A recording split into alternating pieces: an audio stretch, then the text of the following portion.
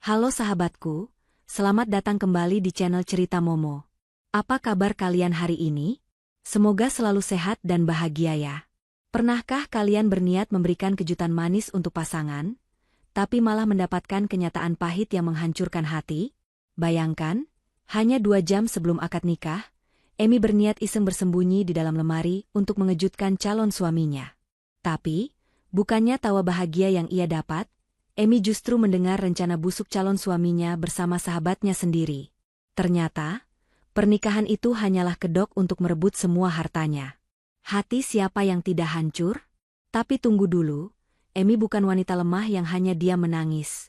Dia menyiapkan balasan yang sangat cerdas dan savage tepat di depan meja penghulu. Nah, penasaran kan bagaimana cara Emi mempermalukan para pengkhianat itu? Sebelum kita masuk ke kisah yang super gregetan ini, yuk dukung channel ini dengan cara tekan tombol like dan subscribe sekarang juga. Nyalakan loncengnya agar tidak ketinggalan cerita seru lainnya. Dan seperti biasa, saya ingin menyapa sahabat-sahabat setia channel Cerita Momo. Yuk absen dulu, tulis nama kalian, asal kota, dan ketik kata hadir di kolom komentar di bawah. Saya ingin tahu siapa saja yang sudah siap melihat pengkhianat kena batunya hari ini. Sudah siap? Tarik napas, siapkan camilan, dan mari kita masuk ke ceritanya. Suasana di rumah besar milik keluarga Pak Teguh pagi itu terasa begitu berbeda. Aroma melati yang segar bercampur dengan wangi makanan catering yang mulai ditata di halaman belakang, menciptakan nuansa sakral sekaligus meriah. Hari ini adalah hari yang paling dinanti oleh Emi. Hari di mana ia akan melepas masa lajangnya dan menikah dengan Ivan, pria yang sudah 3 tahun terakhir mengisi hari-harinya. Di dalam kamar pengantin yang didekorasi dengan nuansa putih dan emas, Emi duduk di depan cermin besar. Ia menatap pantulan dirinya yang sudah selesai dirias. Kebaya putih bertabur payet berkilauan membalut tubuhnya dengan sempurna. Sanggul modern dengan hiasan bunga melati segar membuatnya tampak seperti seorang putri raja. Namun, bukan hanya riasan itu yang membuatnya bersinar, melainkan senyum bahagia yang tak henti-hentinya terukir di bibirnya. Masya Allah, cantiknya sahabat aku ini, suara melengking namun lembut terdengar dari arah belakang. Indri, sahabat Emi sejak masa SMA, berjalan mendekat sambil merapikan ujung kebaya Emi yang sedikit terlipat. Indri hari itu juga tampil cantik dengan seragam pendamping pengantin berwarna merah muda lembut. Emi menoleh dan memegang tangan Indri erat-erat. Terima kasih ya, Indri. Kalau nggak ada kamu, aku nggak tahu deh bakal stres apa ngurusin persiapan nikah ini. Kamu benar-benar sahabat terbaik aku. Indri tersenyum lebar, membalas genggaman tangan Emi. Matanya tampak berkaca-kaca, seolah terharu melihat sahabatnya akan menikah. Udah kewajiban aku dong, Emi. Kita kan udah kayak saudara kandung. Aku cuma mau lihat kamu bahagia sama Ivan. Ivan itu laki-laki baik. Kamu beruntung banget bisa dapetin dia, dan dia jauh lebih beruntung bisa dapetin wanita sesempurna kamu. Ah, kamu bisa aja. Emi tersipu malu. Oh iya, Ivan mana ya? Kok dari tadi belum ngabarin aku? Padahal akad tinggal 2 jam lagi. Biasalah, calon pengantin pria pasti lagi ditenangin sama ibu parti di kamar sebelah. Namanya juga mau ijab kabul, pasti gugup setengah mati, jawab Indri sambil tertawa kecil. Udah, kamu duduk manis aja di sini. Jangan banyak gerak nanti keringetan lo, bedaknya luntur. Emi mencoba menurut, tapi rasa gugup bercampur antusias membuatnya tidak bisa diam. Ia melirik jam dinding. Masih ada waktu cukup lama sebelum rombongan keluarga besar Ivan secara resmi masuk ke ruangan akad. Tiba-tiba, sebuah ide jahil terlintas di benak Emi. Selama pacaran, Emi dan Ivan memang pasangan yang humoris dan suka saling memberi kejutan. Emi membayangkan betapa lucunya ekspresi Ivan jika tiba-tiba ia muncul di kamarnya sebelum akad dimulai. Indri, panggil Emi dengan mata berbinar jahil. Aku mau ke kamar Ivan sebentar. Mata Indri melotot. Hah? Ngapain? Pamali lo pengantin ketemu sebelum akad. Nanti sial, Emi. Ah, itu kan mitos orang dulu. Aku cuma mau ngintip sebentar. Sekalian mau ngagetin dia. Aku penasaran ekspresi dia kalau lagi gugup kayak apa. Play AC? Bentar aja kok. Abis itu aku balik lagi ke sini sebelum dipanggil Ibu Prias. Bujuk Emi sambil menyatukan kedua tangannya memohon. Indri tampak ragu sejenak, tapi akhirnya ia menghela napas pasrah. Dasar keras kepala. Ya udah, tapi jangan lama-lama ya. Kalau ketahuan Pak Teguh atau Ibu Parti, bisa gawat aku yang dimarahin. Siap, bos. Emi mengedipkan sebelah matanya. Dengan hati-hati agar gaunnya tidak tersangkut, Emi mengangkat sedikit ujung kebayanya dan mengendap-endap keluar dari kamar pengantin. Lorong lantai 2 rumah itu untungnya sedang sepi karena semua kesibukan terpusat di lantai 1 dan halaman. Jantung Emi berdebar kencang, bukan hanya karena ia akan menikah, tapi karena sensasi melanggar aturan kecil ini membuatnya merasa seperti anak sekolah yang sedang bolos. Ia berjalan jinjit menuju kamar tamu yang disiapkan khusus untuk Ivan beristirahat sebelum akad. Sampai di depan pintu kamar Ivan, Emi menempelkan telinganya di daun pintu. Hening. Tidak ada suara percakapan. Mungkin dia lagi di kamar mandi atau lagi melamun sendirian, pikir Emi. Perlahan, ia memutar gagang pintu. Tidak dikunci. Emi menyelinap masuk. Kamar itu kosong dan dingin karena AC yang menyala maksimal. Jas pengantin Ivan tergantung rapi di dekat lemari, tapi sosok Ivan tidak terlihat. Emi terkikik geli dalam hati. Ia punya rencana yang lebih seru daripada sekadar masuk dan menyapa. Aku sembunyi aja ah. Nanti pas dia masuk, aku kagetin. Pasti dia jerit kayak anak kecil. Batin Emi sambil menahan tawa. Matanya tertuju pada lemari pakaian besar setinggi plafon di sudut kamar. Itu tempat persembunyian yang sempurna. Tanpa berpikir panjang, Emi membuka pintu lemari itu. Bagian dalamnya cukup luas, berisi beberapa pakaian gantung. Emi masuk ke dalamnya, menyelipkan tubuh mungilnya di antara jas-jas yang tergantung, lalu menutup pintu lemari perlahan, menyisakan sedikit celah agar ia bisa mengintip keluar dan tidak kehabisan napas. Di dalam kegelapan lemari, Emi tersenyum lebar. Aroma parfum maskulin Ivan yang tertinggal di jas yang menggantung di sebelahnya membuat hatinya hangat.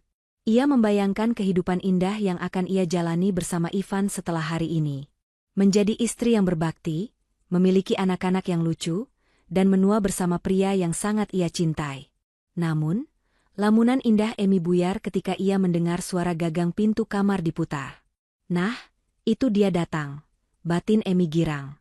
Ia bersiap-siap untuk melompat keluar dan berteriak, "Dor!" Pintu kamar terbuka. Langkah kaki seseorang masuk dengan tergesa-gesa. Dari celah pintu lemari, Emi bisa melihat sosok Ivan masuk. Tapi ada yang aneh. Ivan tidak terlihat gugup atau bahagia. Wajahnya terlihat tegang, alisnya berkerut, dan ia langsung mengunci pintu kamar dari dalam dengan gerakan cepat. Emi mengurungkan niatnya untuk langsung melompat keluar. Kok dikunci? Kenapa mukanya serius banget? Tanya Emi dalam hati. Instingnya menyuruhnya untuk diam sejenak dan menunggu. Ivan berjalan mondar-mandir di depan tempat tidur, lalu merogoh saku celananya dan mengeluarkan ponsel. Ia menekan layar dengan kasar, seolah sedang kesal, lalu melakukan panggilan telepon. Karena suasana kamar sangat sunyi, dan Ivan mengaktifkan mode pengeras suara, loudspeaker, sambil meletakkan ponselnya di atas meja rias dekat lemari, Emi bisa mendengar semuanya dengan sangat jelas. Emi menahan napasnya. Ia masih berpikir positif. Mungkin Ivan sedang menelepon vendor catering atau mengurus masalah teknis pernikahan. Tapi detik berikutnya, suara sapaan dari seberang telepon membuat darah Emi berdesir hebat. "Halo, sayang. Gimana? Udah siap sandiwaranya?" Suara wanita di telepon itu terdengar manja dan menggoda. Emi mematung.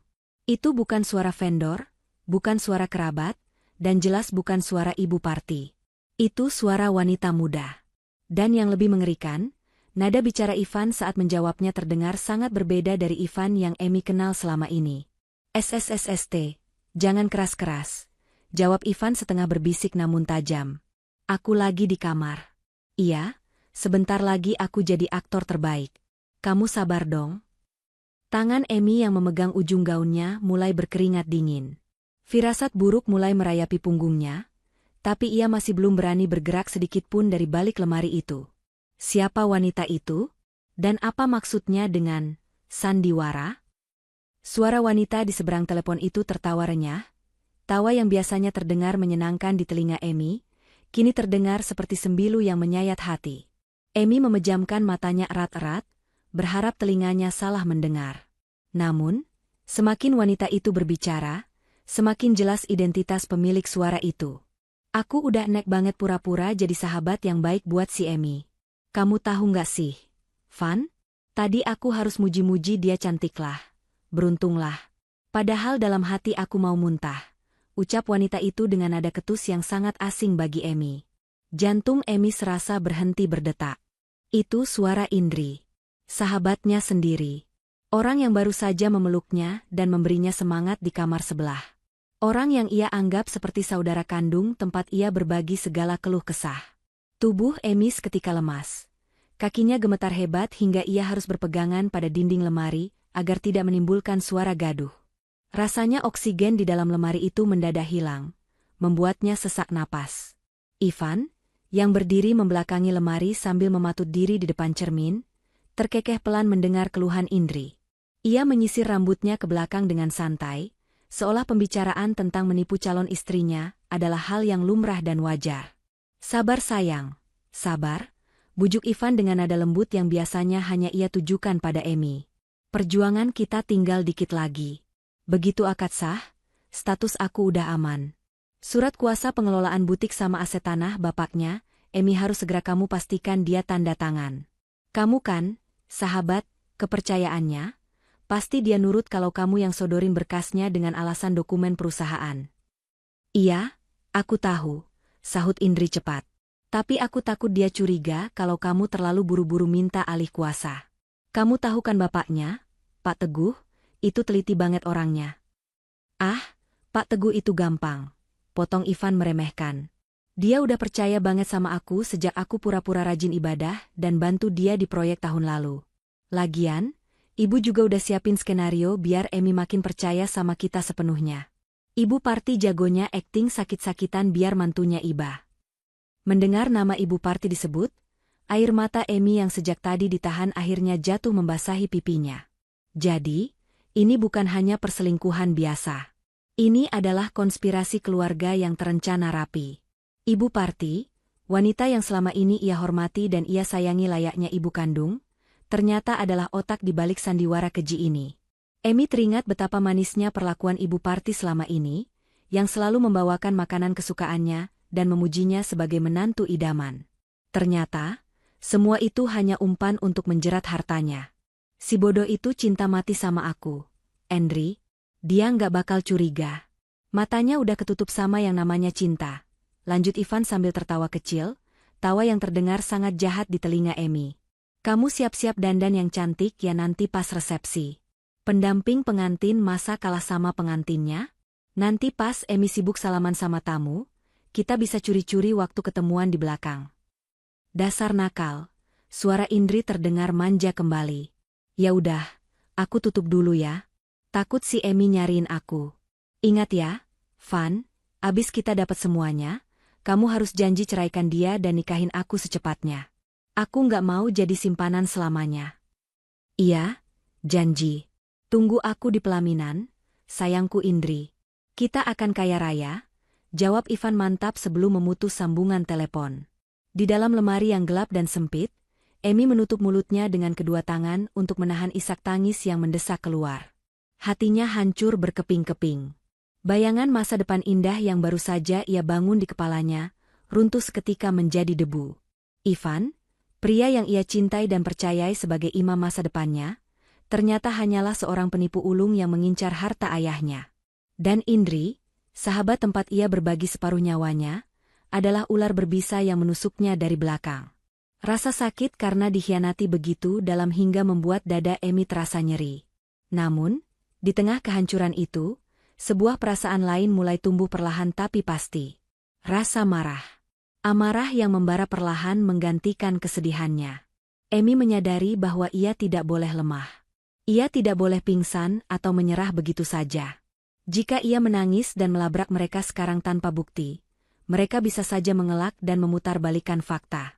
Ivan dan Indri sangat licik, dan dengan dukungan akting Ibu Parti, Emi bisa saja dianggap sebagai orang yang histeris dan merusak acara sakral. Emi menatap punggung Ivan dari celah pintu lemari dengan tatapan nyalang. Air matanya masih mengalir membasahi pipi, tapi tatapannya kini berubah dingin dan tajam. Ia bukan lagi Emi yang lugu dan bucin. Ia adalah putri Pak Teguh yang dididik untuk menjadi wanita kuat dan bermartabat. Kalian pikir aku bodoh? Batin Emi dengan rahang mengeras menahan emosi. Kalian pikir kalian bisa menginjak-injak harga diriku dan merebut milik keluargaku begitu saja? Kalian salah besar memilih lawan. Hari ini kalian ingin berpesta di atas penderitaanku, tapi aku pastikan pestanya akan berubah menjadi neraka buat kalian. Ivan meletakkan ponselnya kembali di meja rias dan berjalan menuju kamar mandi sambil bersiul pelan, seolah tanpa beban dosa sedikitpun.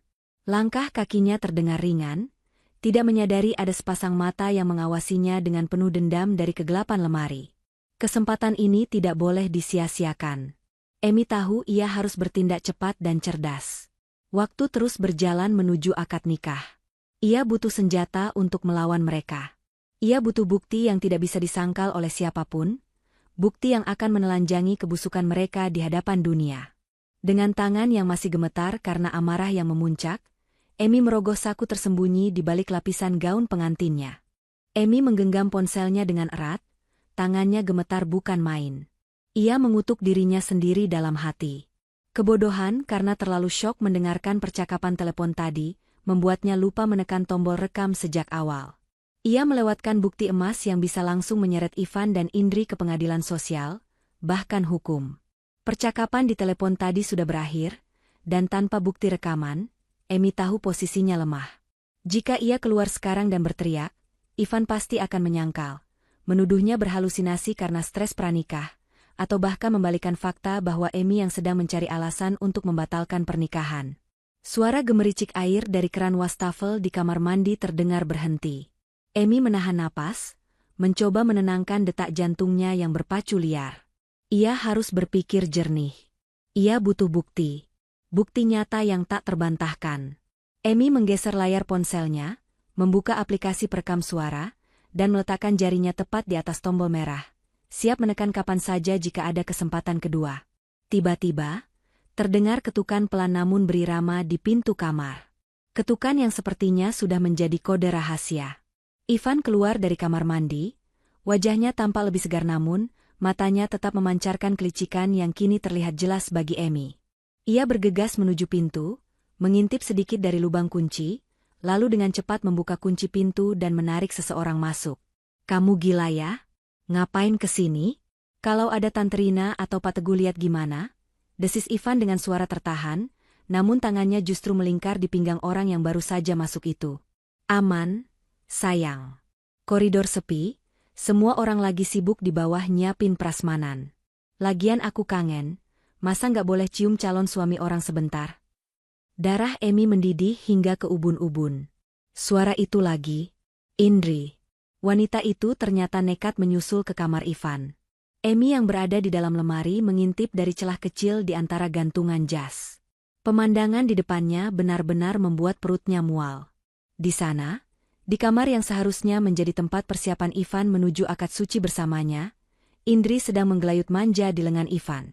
Sahabat yang tadi memeluknya dengan air mata haru palsu, kini sedang tertawa genit bersama calon suaminya. Dengan tangan yang kini lebih stabil karena didorong oleh amarah yang membara, Emi menekan tombol rekam di layar ponselnya. Indikator waktu di layar mulai berjalan. Detik demi detik pengkhianatan itu kini terekam abadi. "Ih, kamu bau sabun bayi, pasti tadi cuci muka pakai sabunnya Emi ya?" Leda Indri sambil mencubit hidung Ivan. "Cepetan dong sahnya. Aku udah gak sabar pengen kita liburan ke Eropa pakai uang warisan si Emi. Kamu yakin kan sertifikat ruko di pusat kota itu atas nama dia?" "Yakin 100%, Indri," jawab Ivan sambil merapikan dasinya di depan cermin, sementara Indri duduk di tepi ranjang, tepat membelakangi lemari tempat Emi bersembunyi. Jarak mereka begitu dekat, hingga Emi bisa mendengar helaan napas Indri.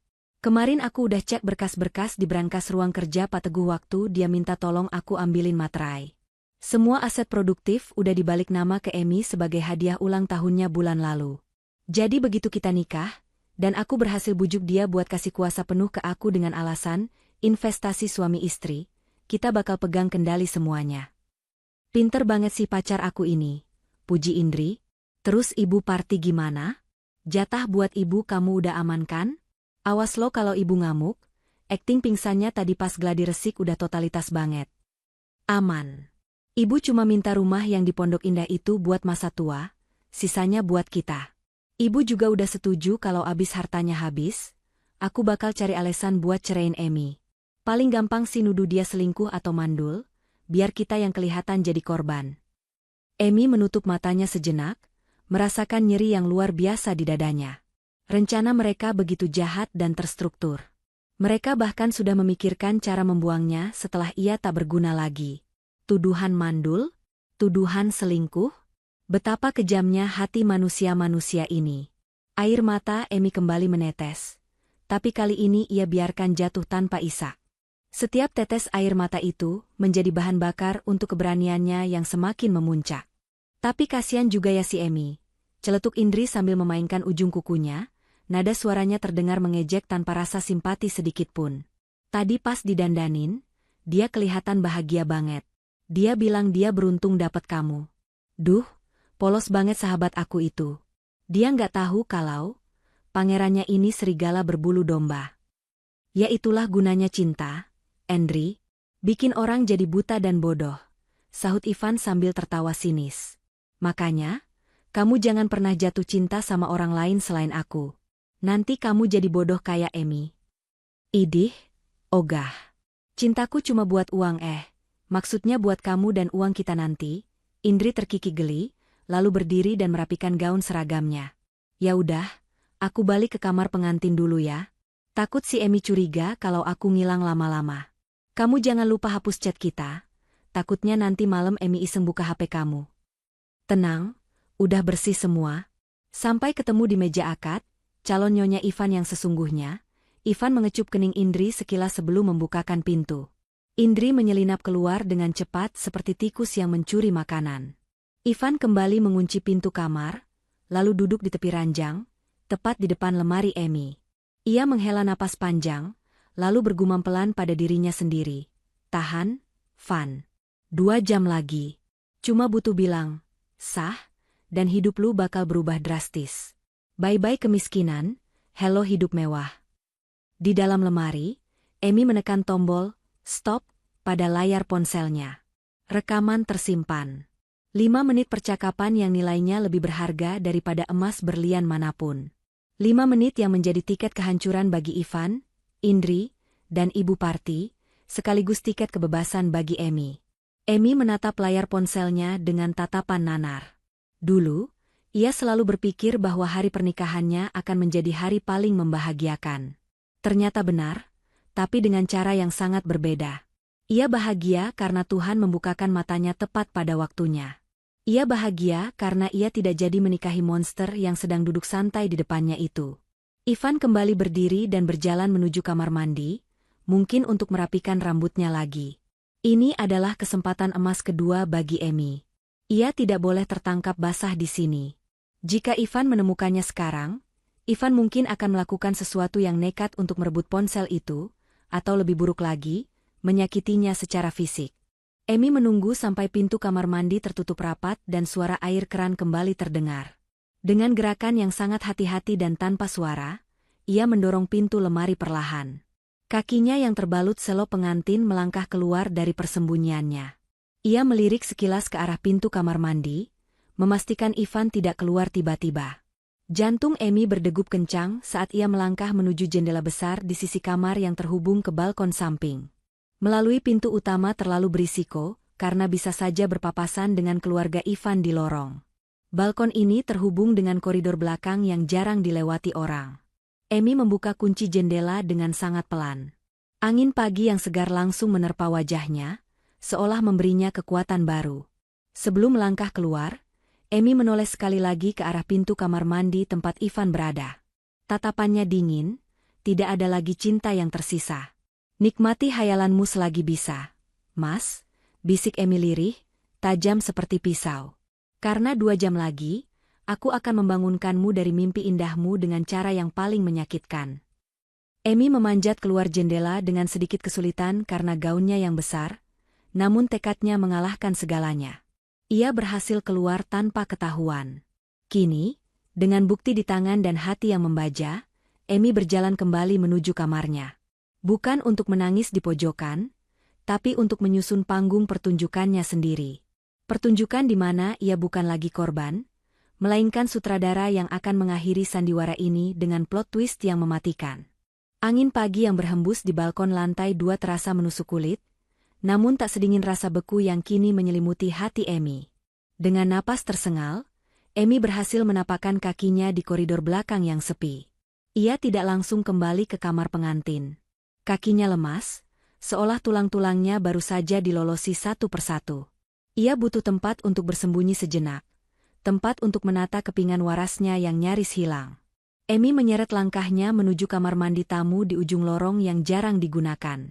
Begitu masuk, ia langsung mengunci pintu rapat-rapat.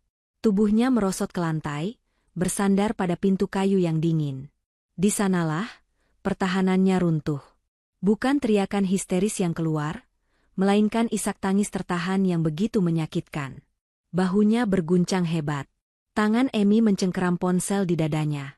Benda pipi itu kini terasa sangat berat, seolah memuat ribuan ton dosa Ivan dan Indri. Namun, yang paling membuat dadanya sesak bukanlah pengkhianatan Ivan ataupun kebusukan Indri, melainkan keterlibatan Ibu Parti. Ingatan Emi melayang pada momen-momen hangat bersama wanita parubaya itu. Ibu Parti yang selalu memeluknya saat ia rindu mendiang ibu kandungnya. Ibu Parti yang dengan telaten membawakan rantang berisi sup ayam saat Emi sakit demam bulan lalu. Ibu. Lirih Emi disela isak tangisnya. Kenapa ibu tega? Emi sudah anggap ibu seperti ibu kandung Emi sendiri. Bayangan wajah teduh Ibu Parti kini berubah menjadi monster menakutkan di benak Emi. Semua perhatian itu, semua kasih sayang itu, ternyata hanyalah investasi. Ibu Parti sedang memberi makan mangsanya agar gemuk sebelum disembelih. Kenyataan ini menampar Emi lebih keras daripada perselingkuhan Ivan. Ia merasa bodoh. Sangat bodoh, karena telah menyerahkan hatinya secara sukarela kepada sekumpulan serigala lapar. Emi mengangkat ponselnya, menatap layar yang masih menyala. Ia memutar kembali rekaman itu, hanya beberapa detik di bagian awal, sekadar untuk meyakinkan dirinya bahwa ini bukan mimpi buruk. Ibu Parti juga udah siapin skenario biar Emi percaya sama kita sepenuhnya. Suara Ivan di rekaman itu terdengar begitu nyata. Emi segera mematikannya. Cukup. Ia tidak butuh mendengar ulang rasa sakit itu untuk menangis lagi. Ia butuh mendengar itu untuk membakar keraguan di hatinya. Perlahan, Emi bangkit berdiri. Ia berjalan menuju wastafel dan menatap pantulan dirinya di cermin. Riasan matanya sedikit luntur di bagian sudut. Tapi untungnya maskara yang ia pakai tahan air. Wajahnya pucat, matanya merah. Wanita di cermin itu terlihat menyedihkan, terlihat seperti korban. Hapus wajah itu, Emi, bisiknya pada bayangan di cermin. Jangan biarkan mereka melihatmu hancur. Itu yang mereka inginkan. Mereka ingin kamu jadi wanita lemah yang gampang dibodohin. Emi menyalakan keran air, membasuh wajahnya dengan hati-hati agar tidak merusak bedaknya terlalu parah. Ia mengambil tisu, menepuk-nepuk wajahnya hingga kering.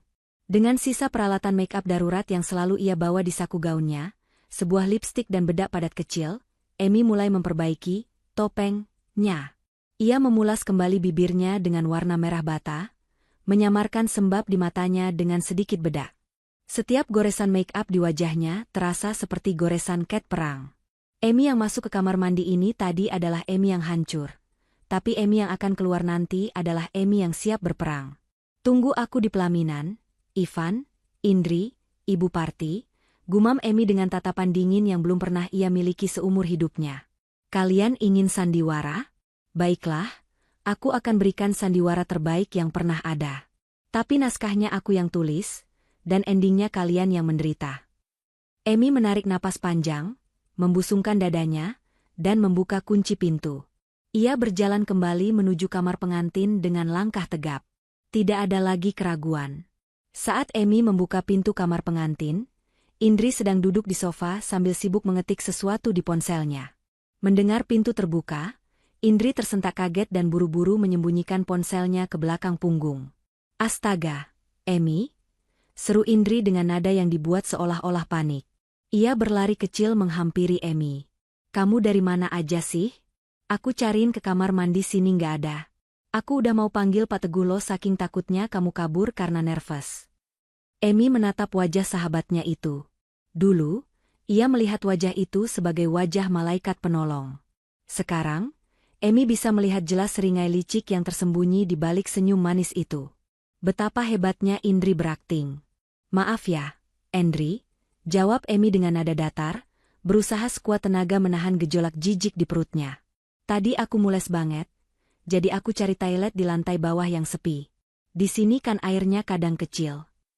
Oh, ya ampun, bikin kaget aja. Indri mengelus dadanya, pura-pura lega. Terus gimana? Udah enakan? Muka kamu kok agak pucat? Kamu sakit? Tangan Indri terulur hendak menyentuh dahi Emi, tapi Emi refleks memundurkan kepalanya sedikit. Sentuhan Indri kini terasa seperti racun baginya. Gak apa-apa, cuma gugup aja. Elak Emi cepat, lalu berjalan menuju kursi rias. Ia butuh duduk. Kakinya masih terasa sedikit gemetar jika berdiri terlalu lama di dekat pengkhianat ini. Indri mengikuti Emi dari belakang, kembali memasang wajah manisnya. Ya wajarlah gugup. Namanya juga mau nikah sama pangeran impian. Ivan pasti juga lagi deg-degan banget di sana nungguin bidadarinya. Mendengar nama Ivan disebut dengan nada memuja oleh Indri, Emi merasakan dorongan kuat untuk menampar wajah itu saat ini juga. Tapi ia menahannya. Belum waktunya. Indri, panggil Emi tiba-tiba sambil menatap pantulan Indri lewat cermin. Ya, sayang, kenapa? Mau minum? Tanya Indri penuh perhatian palsu. Kamu beneran sayang sama aku kan? Tanya Emi pelan, matanya menatap tajam ke mata Indri di cermin. Indri tampak terdiam sepersekian detik, ada kilatan kaget di matanya, tapi dengan cepat ia tertawa renyah untuk menutupi kegugupannya. Pertanyaan macam apa sih itu? Ya sayang banget lah. Kita kan udah kayak saudara, Emi. Kebahagiaan kamu itu kebahagiaan aku juga. Kalau ada orang yang nyakitin kamu, orang pertama yang bakal maju itu aku. Emi tersenyum tipis. Senyum yang penuh arti. Jawaban itu sudah cukup. Indri baru saja menandatangani vonisnya sendiri. Tidak ada lagi rasa kasihan yang tersisa di hati Emi untuk wanita di belakangnya ini. Makasih ya, Indri, kata Emi lembut, namun hatinya berteriak lantang, pembohong. Aku cuma mau mastiin aja. Soalnya hari ini bakal jadi hari yang gak terlupakan buat kita semua. Aku mau kamu ada di barisan paling depan buat nyaksin semuanya. Pasti dong. Aku bakal duduk paling depan sama Ibu Parti. Jawab Indri antusias, tidak menyadari makna ganda dari ucapan Emi. Udah jangan melou-melou. Bentar lagi dipanggil Pak Teguh lo buat turun. Senyum dong, calon nyonya Ivan harus glowing. Tepat saat itu, pintu kamar diketuk. Kepala perias pengantin menyembul masuk. Mbak Emi, Mbak Indri, sudah siap? Rombongan keluarga pria sudah bersiap masuk. Bapak Teguh sudah menunggu di depan pintu untuk menggandeng Mbak Emi. Emi berdiri. Ia merapikan kebayanya sekali lagi. Ia mengambil ponselnya yang berisi rekaman itu, lalu menyelipkannya ke dalam tas kecil, clutch, pengantin yang akan ia bawa ke meja akad. Tas itu biasanya hanya berisi tisu dan lipstik, tapi kali ini, tas itu membawa bom waktu yang siap meledak. Ayo, Emi. Semangat, seru Indri sambil membukakan pintu. Emi melangkah keluar kamar. Di depan pintu, Pak Teguh, ayahnya, sudah berdiri dengan gagah menggunakan beskap adat. Wajah tua itu tampak berseri-seri, bangga melihat putri semata wayangnya akan menikah. Melihat wajah tulus ayahnya, hati Emi kembali nyeri. Ayahnya tidak tahu bahwa ia hampir saja menyerahkan putrinya kepada penjahat. Ayah. Sapa Emi lirih. Anak ayah cantik sekali. Puji Pak Teguh sambil mengulurkan tangannya. Sudah siap? Emi menggandeng lengan ayahnya erat-erat. Ia menyalurkan kekuatannya lewat genggaman itu. Siap? Yah. Emi sangat siap. Siap untuk melindungi ayah, melindungi harta ibu, dan membersihkan hidup kita dari parasit-parasit itu, tambah Emi dalam hati. Mereka mulai berjalan menuruni tangga. Suara gending Jawa sayup-sayup terdengar menyambut kedatangan mereka. Di bawah sana, di meja akad, Ivan sudah menunggu dengan topeng pangerannya. Emi menatap ke bawah dengan dagu terangkat. Langkah kakinya mantap. Pertunjukan akan segera dimulai. Langkah demi langkah Emi menuruni anak tangga terasa seperti gerakan dalam slow motion. Ratusan pasang mata tamu undangan tertuju padanya, memandang penuh kagum pada sosok pengantin wanita yang tampak begitu anggun dalam balutan kebaya putih suci. Kilatan lampu kamera fotografer menyambar-nyambar, mengabadikan momen yang seharusnya menjadi sejarah paling bahagia dalam hidupnya. Namun bagi Emi, setiap kilatan itu terasa seperti lampu interogasi yang menyoroti kepalsuan di ruangan ini. Di ujung tangga, Ivan berdiri gagah menunggu. Wajahnya dihiasi senyum lebar yang sangat meyakinkan, seolah-olah ia adalah pria paling beruntung di dunia yang sedang menanti bidadarinya turun dari kahyangan. Emi harus mengakui, kemampuan akting Ivan layak mendapatkan piala. Jika ia tidak mendengar rekaman suara itu 15 menit yang lalu, Emi pasti sudah meleleh melihat tatapan memuja di mata Ivan. Tapi sekarang, tatapan itu hanya terlihat menjijikkan. Di balik binar mata itu, Emi bisa melihat simbol mata uang dan sertifikat tanah menari-nari. Pak Teguh mengeratkan genggamannya di lengan Emi saat mereka hampir sampai di lantai dasar. Ayah bangga sama kamu, nak. Ayah percaya Ivan bisa gantiin posisi ayah buat jagain kamu, bisik Pak Teguh dengan suara bergetar menahan haru. Kalimat itu menusuk hati Emi lebih dalam lagi. Maafin Emi, yah. Emi hampir aja bikin ayah kecewa seumur hidup karena salah pilih orang. Batin Emi perih. Ia menatap wajah ayahnya sekilas, mencoba menyalurkan pesan tersirat bahwa semuanya akan baik-baik saja, meski dengan cara yang tak pernah ayahnya bayangkan. Mereka sampai di hadapan Ivan. Sesuai tradisi, Pak Teguh menyerahkan tangan Emi kepada Ivan untuk digandeng menuju meja akad. Saat kulit tangan Ivan bersentuhan dengan kulitnya, Emi merasakan sensasi dingin yang menjalar ke seluruh tubuh. Bukan dingin karena gugup, tapi dingin karena ia sadar sedang bersentuhan dengan ular berbisa. Emi memaksakan seulas senyum tipis, senyum kaku yang untungnya tertutup oleh riasan tebalnya. Kamu cantik banget, sayang. Bisik Ivan pelan saat membimbing Emi berjalan melewati karpet merah menuju meja akad. Suaranya terdengar lembut, tapi di telinga Emi, itu terdengar seperti desis peringatan. Makasih, Mas. Jawab Emi singkat, matanya lurus ke depan, enggan menatap wajah Ivan terlalu lama. Di barisan kursi depan sebelah kiri, duduk keluarga inti Ivan. Di sana, Ibu Parti duduk dengan anggun mengenakan seragam keluarga berwarna emas. Wajahnya yang biasanya terlihat teduh keibuan, kini di mata Emi terlihat penuh kepalsuan. Ibu Parti sedang menyeka sudut matanya dengan sapu tangan, berakting seolah-olah ia adalah ibu yang terharu melepas putranya menikah.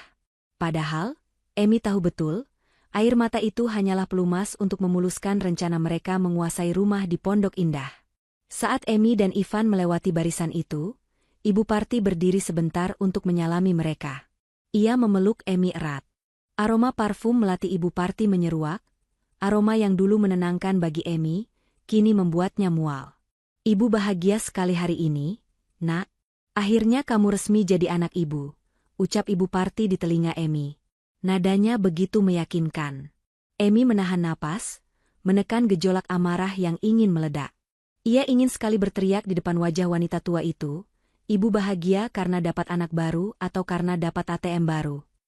Namun, Emi hanya mengangguk pelan dan melepaskan pelukan itu dengan sopan namun tegas. Tak jauh dari Ibu Parti, duduk Indri. Sahabat pengkhianat itu sudah mengambil posisinya di kursi deretan kedua, tepat di belakang keluarga inti, posisi yang sangat strategis untuk memantau jalannya acara. Indri tersenyum lebar sambil mengacungkan jempol ke arah Emi dan Ivan. Di mata orang lain, itu adalah dukungan sahabat. Tapi Emi menangkap kedipan mata nakal yang Indri berikan pada Ivan, saat Emi sedang menoleh ke arah lain. Kode rahasia antara selingkuhan dan peselingkuh. Emi dan Ivan akhirnya duduk bersanding di depan meja akad. Di hadapan mereka, Pak Penghulu sudah siap dengan berkas-berkas pernikahan. Saksi dari kedua belah pihak juga sudah duduk tegap. Suasana ruangan mendadak hening dan hikmat. MC mulai membacakan susunan acara pembukaan dengan suara bariton yang menggema. Emi meletakkan tas kecil, clutch, miliknya di pangkuan, bukan di meja. Tangannya menggenggam tas itu erat-erat.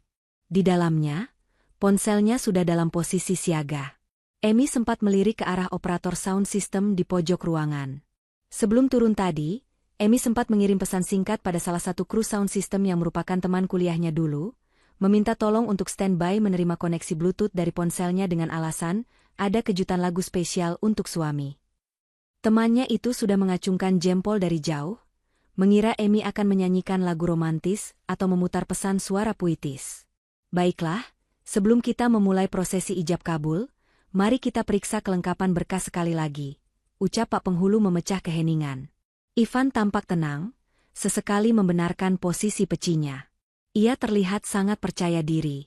Ia menoleh ke arah Emi, lalu berbisik lagi, tangan kamu dingin banget, Yang.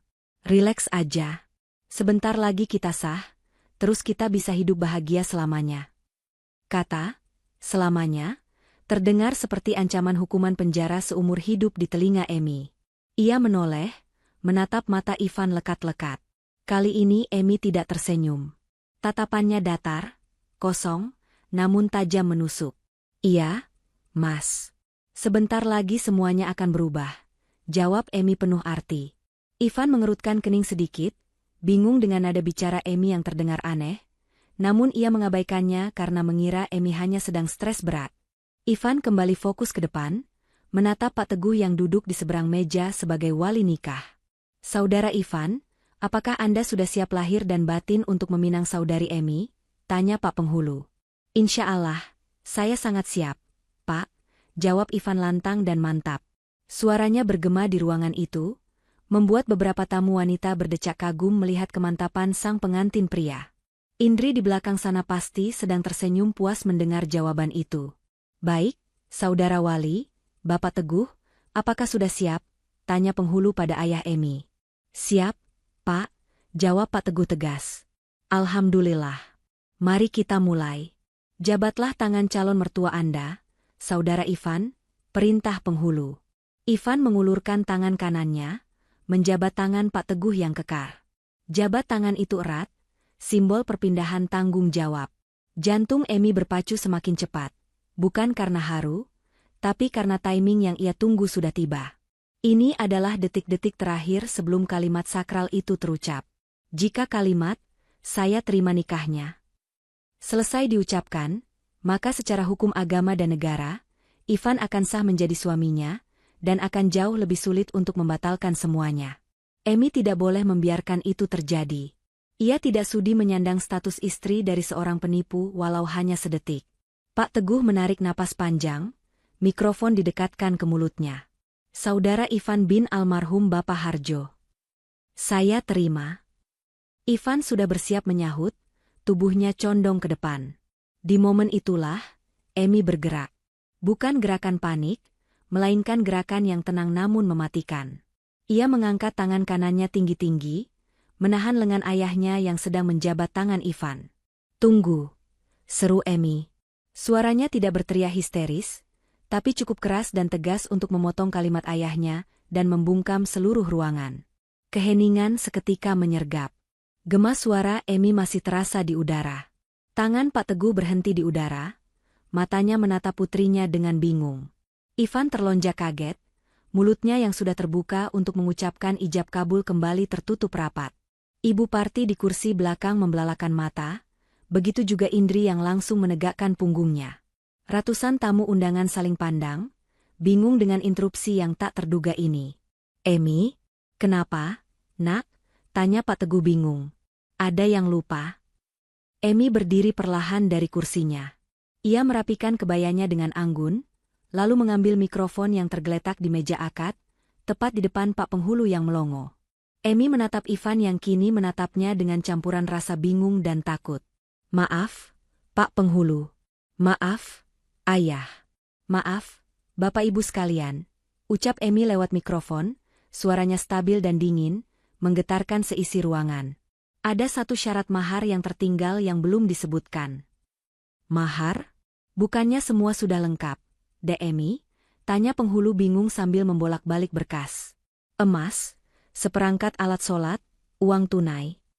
Bukan itu, Pak. Potong Emi sambil menatap lurus ke manik mata Ivan yang mulai terlihat panik. Ini mahar kejutan. Sebuah kejutan spesial dari calon suami saya dan sahabat terbaik saya, Indri, yang sudah mereka persiapkan matang-matang di kamar atas tadi. Emi tersenyum miring. Senyum yang membuat bulu kuduk Ivan meremang. Tangan Emi di bawah meja sudah menekan tombol connect dan play di layar ponselnya. Silakan didengarkan baik-baik, kata Emi. Detik berikutnya, bukan musik romantis yang keluar dari speaker raksasa di sudut ruangan, melainkan suara desis tati sejenak, diikuti oleh suara percakapan yang sangat jernih. Suara yang akan meruntuhkan seluruh sandiwara Ivan dalam hitungan detik. Suara gelak tawa Ivan yang khas menggema dari pengeras suara raksasa, memenuhi setiap sudut ruangan yang hening. Tawa itu terdengar begitu meremehkan, bergaung memantul di dinding-dinding gedung mewah itu, sangat kontras dengan wajah tegang Ivan yang kini duduk mematung di meja akad. Si bodoh itu cinta mati sama aku, Indri. Dia nggak bakal curiga. Matanya udah ketutup sama yang namanya cinta. Suara Ivan di rekaman itu terdengar begitu jernih dan tajam, seolah-olah dia sedang berbicara langsung lewat mikrofon di depan wajah semua orang. Wajah Ivan seketika berubah warna. Darah seolah tersedot habis dari wajahnya, menyisakan pucat pasi seperti mayat hidup. Matanya terbelalak lebar, bola matanya nyaris keluar, menatap Emi dengan tatapan horor seakan melihat hantu yang bangkit dari kubur. Tangannya yang tadi masih menjabat tangan Pak Teguh kini gemetar hebat tak terkendali, keringat dingin bercucuran di pelipisnya, dan jabatannya terlepas begitu saja, jatuh lemas ke sisi tubuhnya. Pak Teguh, yang masih memegang mikrofon wali nikah, terperanjat hebat. Ia menoleh ke sumber suara, lalu menatap Ivan dengan kening berkerut dalam, mencoba mencerna apa yang baru saja didengarnya. Ia mengenali suara itu. Itu jelas suara calon menantunya. Rekaman belum selesai. Kini giliran suara wanita yang terdengar manja namun berbisa mengisi ruangan. Kamu pastikan ya, Van, setelah akad sah, surat kuasa pengelolaan butik dan aset tanah bapaknya Emi harus segera kamu pegang. Aku udah nek banget pura-pura jadi sahabat yang baik buat si Emi. Semua kepala di ruangan itu sontak menoleh ke arah barisan kursi tamu undangan layaknya ombak yang bergerak bersamaan. Mereka mencari pemilik suara itu. Suara yang sangat familiar bagi sebagian besar tamu, karena pemilik suara itu baru saja sibuk warawiri mengatur tamu. Indri, yang duduk di belakang keluarga inti, membeku di tempatnya. Wajahnya yang tadi penuh senyum kemenangan dan arogansi kini pudar seketika, digantikan oleh ketakutan yang amat sangat. Ia mencengkeram tas tangannya dengan kuku memutih. Tubuhnya gemetar. Ia mencoba menunduk, menyembunyikan wajahnya di balik rambut, tapi percuma. Ratusan pasang mata kini menatapnya dengan tatapan menghakimi. Tatapan tajam Emi dari podium pelaminan seolah mengulitinya hidup-hidup, menelanjangi kemunafikannya di depan umum. Rekaman itu terus berlanjut tanpa ampun, membongkar satu persatu konspirasi busuk mereka hingga ke akar-akarnya. Tenang aja, ibuku juga udah siapin skenario biar Emi percaya sama kita sepenuhnya. Ibu Parti jagonya akting sakit-sakitan biar mantunya iba. Suara Ivan di rekaman itu mematahkan pertahanan terakhir Ibu Parti. Wanita parubaya yang duduk di barisan depan dengan kebaya emasnya itu, tersentak hebat seolah tersambar petir. Ia memegangi dadanya, mulutnya ternganga tak percaya. Sandiwara, ibu mertua malaikat, yang ia bangun bertahun-tahun dengan sangat rapi, hancur lebur hanya dalam hitungan detik. Tamu-tamu di sekitarnya, tetangga, kerabat jauh, kolega bisnis, mulai berbisik-bisik keras, menatapnya dengan tatapan jijik dan tidak percaya. Topeng kesalihannya retak dan jatuh berkeping-keping. Suasana ruangan yang tadinya hikmat dan sakral berubah menjadi kacau balau dalam sekejap. Bisik-bisik berubah menjadi gumaman keras yang memenuhi ruangan, seperti suara lebah yang marah. Itu suara Ivan kan? Itu suara Indri sahabatnya Emi, kan? Ya ampun, jahat banget. Ibunya juga terlibat? Gila, sekeluarga penipu. Ngeri banget, mau ngerampok harta orang berkedok nikah. Emi membiarkan rekaman itu berputar sampai habis. Sampai ke bagian paling menyakitkan di mana Ivan berjanji akan menceraikan Emi setelah hartanya habis dan menuduhnya selingkuh. Setelah rekaman berhenti, menyisakan keheningan yang mencekam dan penuh ketegangan, Emi kembali mengangkat mikrofonnya. Bagaimana, Mas Ivan? Indah sekali bukan, doa dan harapan yang kalian panjatkan untuk pernikahan kita? Tanya Emi dengan nada sarkasme yang kental, suaranya tenang namun menghunus jantung. Ia menatap Ivan yang kini menundukkan kepalanya dalam-dalam, tidak berani menatap mata siapapun, apalagi menatap mata Emi. Pak Teguh yang akhirnya menyadari sepenuhnya apa yang terjadi, bangkit dari kursinya dengan kemarahan yang meluap tak terbendung. Wajah tuanya memerah padam, urat-urat lehernya menonjol keluar. Ia merasa dikhianati, dipermalukan, dan yang paling parah, putrinya nyaris dihancurkan. Ia membanting mikrofon di tangannya ke meja akad dengan keras, menimbulkan suara dengung feedback yang menyakitkan telinga semua orang. "Bedebah!" teriak Pak Teguh menggelegar, suaranya mengalahkan sound system. Tangan kekarnya yang tadi siap menikahkan putrinya dengan penuh kasih, kini melayang menampar pipi Ivan dengan sekuat tenaga. Plah! Suara tamparan itu begitu keras dan nyaring, hingga membuat beberapa tamu wanita memeki kaget dan menutup mulut mereka. Ivan terhuyung ke samping, nyaris jatuh dari kursinya. Ia memegangi pipinya yang langsung memerah dan bengkak. Sudut bibirnya sedikit berdarah. Ia tidak melawan, tubuhnya lemas karena syok dan rasa malu yang luar biasa yang menghancurkan mentalnya. Ia hanya bisa menatap lantai, berharap lantai itu terbelah dan menelannya saat ini juga. "Saya terima kamu seperti anak kandung saya sendiri. Saya didik kamu bisnis. Saya kasih kamu kepercayaan. Dan ini balasan kamu?" Hardik Pak Teguh, napasnya memburu. "Kamu mau jadikan anak saya sapi perah? Kamu mau buang dia setelah kamu ambil hartanya? Iblis kamu!" Pak Penghulu dan para saksi buru-buru berdiri, mencoba menahan Pak Teguh agar tidak memukul Ivan lagi. Situasi semakin memanas. Melihat putranya ditampar dan situasi semakin tak terkendali, Ibu Parti yang duduk tak jauh dari sana langsung melakukan jurus andalannya. Ia memutar bola matanya ke atas, lalu melosoh jatuh dari kursinya dengan dramatis. "Aduh, jantung ibu, aduh sakit." Rintihnya sambil berpura-pura kejang sebentar lalu memejamkan mata, pura-pura pingsan di lantai karpet. Beberapa kerabat Ivan yang tidak tahu apa-apa panik dan berteriak minta tolong. "Ibu! Ibu kenapa? Tolong air! Tolong dokter!" teriak salah satu tante Ivan panik. Namun, Emi tidak tertipu lagi. Ia turun dari podium pelaminan, langkahnya anggun namun mematikan. Ia mengangkat gaun pengantinnya sedikit agar mudah berjalan, lalu menghampiri kerumunan yang mengelilingi Ibu Parti. "Jangan ada yang menyentuhnya." Perintah Emi tegas lewat mikrofon yang masih ia pegang. Suaranya menggelegar membuat orang-orang yang hendak mengangkat Ibu Parti berhenti seketika, bingung. Emi berdiri menjulang di atas tubuh Ibu Parti yang terbaring dengan mata terpejam. Emi menatap wanita itu dengan tatapan dingin. "Biarkan saja dia di lantai. Aktingnya belum selesai," ucap Emi datar. "Bangun, Bu Parti." Di rekaman tadi jelas-jelas Ivan bilang ibu jago akting sakit-sakitan. Ternyata benar ya, ibu memang pantas dapat piala Oscar. Sayang sekali, panggung sandiwara ibu sudah runtuh. Tidak ada lagi penonton yang percaya. Bangun, atau saya siram pakai air pel sekarang juga. Ancaman Emi membuat kelopak mata Ibu Parti bergetar sedikit. Ia sadar ia sudah tidak bisa lagi bersembunyi di balik topeng kelemahannya. Rasa malu karena ketahuan berpura-pura pingsan kini lebih besar daripada rasa sakit jantung buatannya. Perlahan, dengan canggung dan wajah merah pada menahan malu, Ibu Parti membuka matanya dan mencoba duduk, menghindari tatapan mata Emi yang tajam. Sorakan, "Hu!" dari para tamu undangan mulai terdengar, membuat ruangan itu riuh rendah oleh cemoohan. Di tengah riuh rendah cemoohan para tamu yang menggema di seluruh ruangan, satu sosok mencoba memanfaatkan kekacauan itu untuk melarikan diri.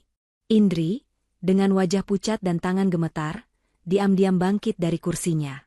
Ia menundukkan kepala dalam-dalam, menutupi wajahnya dengan tas tangan, berusaha menyelinap keluar melalui pintu samping di antara kerumunan tamu yang sedang berdiri menonton drama kehancuran Ibu Parti. Namun, mata Emi terlalu jeli. Ia tidak akan membiarkan dalang utama lainnya lolos begitu saja. Emi masih memegang kendali panggung sepenuhnya. "Mau kemana, Indri?" Suara Emi terdengar dingin dan tajam melalui pengeras suara, menghentikan langkah Indri seketika. "Sahabat terbaikku, pendamping pengantinku, kenapa buru-buru pergi? Acaranya belum selesai, dan kamu adalah bintang utamanya hari ini." Langkah Indri terhenti kaku. Seluruh mata di ruangan itu kini beralih dari Ibu Parti yang masih terduduk malu di lantai, menuju ke arah Indri yang berdiri mematung di dekat pintu keluar. Kerumunan tamu undangan perlahan membelah, memberikan jalan bagi Emi yang melangkah turun dari area pelaminan menuju tempat Indri berdiri. Emi berjalan dengan tatapan yang sulit diartikan, campuran antara kekecewaan mendalam dan kepuasan melihat pengkhianat terpojok. Ia berhenti tepat 2 langkah di depan Indri. Indri perlahan menurunkan tas yang menutupi wajahnya, menampilkan ekspresi ketakutan bercampur rasa bersalah yang dipaksakan. Emi, aku bisa jelaskan. Gagap Indri, suaranya bergetar hebat. Air mata buaya mulai menggenang di pelupuk matanya. Rekaman itu, aku cuma bercanda, Emi. Sumpah. Aku cuma ikut-ikutan Ivan karena dia maksa aku. Kamu tahu kan aku sayang banget sama kamu? Kita kan saudara? Saudara? Potong Emi dengan tawa kecil yang terdengar miris. Saudara macam apa yang tidur dengan calon suami saudaranya sendiri di hari pernikahan? Saudara macam apa yang merencanakan liburan ke Eropa pakai uang hasil rampokan harta saudaranya? Emi maju selangkah lagi, membuat Indri mundur ketakutan hingga punggungnya menabrak dinding. Tadi di kamar, kamu bilang jijik harus memuji aku. Kamu bilang mau muntah melihat kebahagiaanku. Sekarang, silakan muntah, Indri. Muntahkan semua rasa irimu, semua kebencianmu yang selama ini kamu tutupi dengan topeng sahabat yang manis itu, desis Emi tepat di wajah Indri. Emi, tolong jangan permaluin aku kayak gini. Rengek Indri, melirik ke sekeliling, berharap ada yang membelanya. Namun, yang ia dapatkan hanyalah tatapan sinis dan bisik-bisik menghina dari teman-teman SMA mereka yang juga hadir di sana. Kamu yang mempermalukan dirimu sendiri saat kamu memutuskan untuk mengkhianatiku, balas Emi tegas. Tiba-tiba, Ivan yang sudah bangkit dari kursi akad dengan pipi lebam bekas tamparan Pak Teguh, berlari menghampiri mereka. Ia berusaha meraih tangan Emi, mencoba peruntungan terakhirnya dengan wajah memelas yang menyedihkan. Emi, dengerin aku dulu, sayang. Ini semua salah paham. Aku dipelet sama Indri. Dia yang goda aku duluan. Aku khilaf, Emi. Aku cinta mati sama kamu, tolong percaya sama aku. Kita bisa perbaiki ini, kita bisa mulai dari awal. Racau Ivan, berusaha melempar kesalahan sepenuhnya pada Indri demi menyelamatkan dirinya sendiri. Mendengar itu, Indri melotot tak percaya. Heh, apa kamu bilang? Kamu yang janjiin aku kemewahan. Kamu yang bilang Emi itu bodoh. Dasar laki-laki pengecut, teriak Indri, lupa dengan akting sedihnya. Emi menepis tangan Ivan kasar, seolah tangan itu penuh kuman penyakit. Ia menatap Ivan dengan jijik. Cinta? Kamu sebut rencana menguasai sertifikat tanah Bapak dan menguras butiku itu cinta? Kamu sebut rencana menceraikanku setelah hartaku habis itu cinta? Simpan omong kosongmu buat hakim di pengadilan nanti, Mas. Di saat itulah, Pak Arman, pengacara kepercayaan keluarga Pak Teguh yang hadir sebagai tamu undangan, melangkah maju dengan wibawa. Pria parubaya berkacamata itu merapikan jasnya, lalu berdiri di samping Emi, memberikan dukungan profesional sekaligus perlindungan hukum. Saudara Ivan, Saudari Indri, dan Ibu Parti, suara Pak Arman berat dan tegas, seketika membuat perdebatan konyol Ivan dan Indri berhenti. Saya Arman, kuasa hukum keluarga Bapak Teguh. Berdasarkan rekaman bukti yang baru saja diperdengarkan secara publik, tindakan kalian sudah memenuhi unsur pidana percobaan penipuan terencana dan perbuatan tidak menyenangkan. Wajah Ivan semakin pucat, kakinya lemas. Ia tahu siapa Pak Arman, pengacara kondang yang tidak pernah kalah di meja hijau. Ancaman penjara kini membayang nyata di depan matanya, bukan lagi sekadar kehilangan harta, tapi kehilangan kebebasan. Saya sudah mengamankan salinan rekaman tersebut. Lanjut Pak Arman tenang namun mengintimidasi. Jadi, jangan berpikir untuk kabur atau menghilangkan barang bukti. Kami memiliki hak penuh untuk melaporkan kalian ke pihak berwajib detik ini juga. Namun, klien saya, Ibu Emi, masih memiliki sedikit belas kasihan. Emi menoleh pada Pak Arman, mengangguk kecil, lalu kembali menatap Ivan dan Indri bergantian. Ia merogoh saku gaunnya, bukan untuk mengambil ponsel, tapi mengambil kotak cincin bludru merah yang seharusnya disematkan Ivan di jarinya hari ini. Emi membuka kotak itu, memperlihatkan sepasang cincin emas putih yang berkilau. Dengan gerakan lambat dan penuh penghinaan, Emi mengambil cincin pria, lalu melemparkannya tepat ke dada Ivan. "Ambil ini," kata Emi dingin. Lalu, Emi mengambil cincin wanita. Ia menoleh pada Indri. "Dan ini buat kamu, Indri. Kamu kan pengen banget jadi nyonya Ivan? Kamu pengen banget barang-barangku? Nih, ambil. Ambil bekas calon suamiku sekalian. Kalian berdua memang pasangan serasi. Sama-sama sampah yang tidak tahu diuntung." Emi melempar cincin itu ke arah kaki Indri. Cincin itu berdenting nyaring saat membentur lantai marmer. Suara yang menandakan berakhirnya sebuah hubungan persahabatan dan cinta yang terjalin bertahun-tahun. Tapi ingat satu hal, Emi menunjuk wajah mereka berdua dengan telunjuknya. "Jangan pernah bermimpi sepeser pun uang keluargaku akan jatuh ke tangan kalian. Mulai hari ini, pintu rumah ini tertutup selamanya untuk kalian. Dan Ivan, kamu dipecat dari jabatan manajer di perusahaan Bapak. Surat pemecatan resminya akan dikirim besok pagi ke alamat kos-kosanmu yang kumuh itu." Ivan ternganga. Ia tidak hanya kehilangan calon istri kaya, tapi juga kehilangan pekerjaannya. Ia benar-benar tamat. Sementara ibu Parti yang sudah berdiri dengan dipapah kerabatnya, menangis meraung-raung, bukan karena sedih, tapi karena menyadari sumber uang mereka telah menutup kerannya rapat-rapat. "Security," seru Pak Teguh lantang, memberi komando. 4 orang petugas keamanan bertubuh kekar segera masuk ke dalam ruangan, menembus kerumunan tamu. "Seret 3 penipu ini keluar dari gedung saya sekarang juga," perintah Pak Teguh dengan amarah yang masih menyala. "Dan pastikan mereka tidak membawa apapun selain baju yang menempel di badan mereka. Cek tas perempuan itu, jangan sampai ada barang Emi yang terbawa." Petugas keamanan langsung mencengkeram lengan Ivan dan Indri dengan kasar. Indri menjerit histeris saat tas tangannya ditarik paksa oleh security untuk diperiksa, sementara Ivan hanya bisa pasrah diseret seperti maling ayam. Ibu Parti yang masih lemas mencoba memberontak, berteriak-teriak memanggil nama Emi, memohon ampun, tapi Emi sudah membalikkan badan. Emi berjalan kembali ke pelaminan, bukan untuk duduk bersanding, tapi untuk memeluk ayahnya. Ia memunggungi adegan pengusiran memalukan itu. Ia tidak perlu melihat sampah dibuang ke tempat sampah. Baginya, mereka sudah tidak ada. Suara teriakan Ivan, tangisan Indri, dan raungan ibu Parti perlahan menjauh, tenggelam di balik pintu gedung yang ditutup keras oleh security. Ruangan itu kembali hening sejenak, sebelum akhirnya tepuk tangan gemuruh pecah dari para tamu undangan. Tepuk tangan untuk keberanian Emi, tepuk tangan untuk kebenaran yang terungkap. Emi membenamkan wajahnya di dada bidang ayahnya. Pertahanannya sedikit melunak dalam pelukan hangat itu. "Sudah selesai, yah," bisik Emi. "Emi sudah bersihkan rumah kita dari parasit. Ayah bangga sama kamu, nak. Kamu wanita kuat," bisik Pak Teguh sambil mengecup puncak kepala putrinya. Namun, di tengah kelegaan itu, Emi tahu bahwa ini belum benar-benar berakhir. Masih ada sisa-sisa luka yang harus disembuhkan, dan status sosial Ivan serta Indri di luar sana yang harus dipastikan hancur sehancur-hancurnya agar tidak ada korban lain setelah dirinya. Emi mengangkat wajahnya, menatap Pak Arman yang masih berdiri sigap. "Pak Arman," panggil Emi. "Ya, Bu Emi." "Pastikan video rekaman CCTV gedung hari ini dan rekaman suara tadi aman. Saya ingin, kenang-kenangan, ini tersebar luas, supaya semua orang tahu wajah asli mereka," ucap Emi dengan senyum penuh arti. Pembalasan sosial baru saja akan dimulai.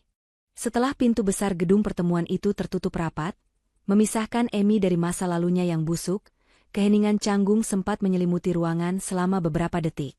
Ratusan tamu undangan masih berdiri terpaku, menatap Emi dan Pak Teguh dengan tatapan campur aduk. Simpati, kagum, namun juga bingung harus bersikap bagaimana. Biasanya, sebuah pesta pernikahan yang batal akan berakhir dengan isak tangis histeris dan kepulangan tamu yang murung.